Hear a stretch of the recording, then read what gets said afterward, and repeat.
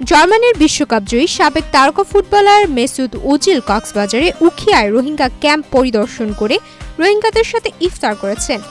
১৯ ফেব্রুয়ারি বৃহস্পতিবার দিনব্যাপী তিনি নানা কর্মসূচিতে অংশ নেন। তুরস্কের প্রেসিডেন্ট রিসেপ তাইপ এরদোয়ানের ছেলে নেকুমুদ্দিন বিল্লাল এরদোয়ানের সফরসঙ্গী হিসেবে তিনি দুপুরে ক্যাম্পে আসেন এবং রোহিঙ্গা ক্যাম্পে চলমান শিক্ষা ও স্বাস্থ্য প্রকল্পের কার্যক্রম পরিদর্শন করেন।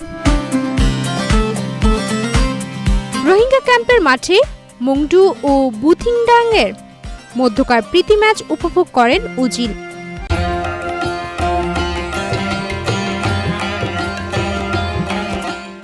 ম্যাচ চলাকালে এক পর্যায়ে মাঠে নেমে ২০১৪ ব্রাজিল বিশ্বকাপের শিরোপাজয়ী জার্মান দলের সদস্য ওজিল রোহিঙ্গাদের সাথে ফুটবল খেলেন এবং শেষে তুলে দেন শিরোপা।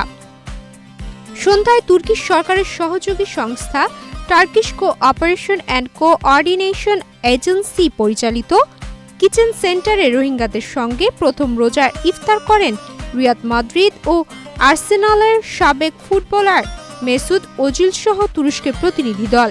এর আগে সকাল 10:30টার দিকে ঢাকা থেকে বিশেষ বিমানযোগে নেকুমুদ্দিন বিল্লাল এরদোয়ানের নেতৃত্বে ১৩ সদস্যের প্রতিনিধি দলটি কক্সবাজার বিমানবন্দরে পৌঁছায়।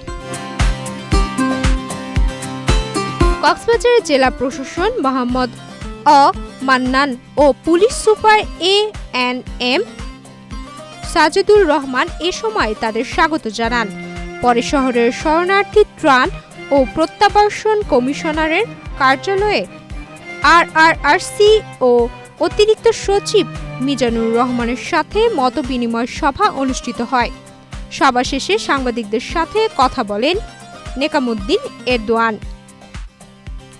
তিনি রোহিঙ্গাদের মানবিক আশ্রয় দেওয়ার জন্য বাংলাদেশ সরকার ও জনগণকে ধন্যবাদ জানিয়ে বলেন, রোহিঙ্গারা নানা সংকটে রয়েছে, বিশেষ করে রোহিঙ্গা নারী শিশুদের শিক্ষা ও স্বাস্থ্য ব্যাহত হচ্ছে। তুরস্ক সরকার এই সংকট সমাধানে পাশে থাকবে।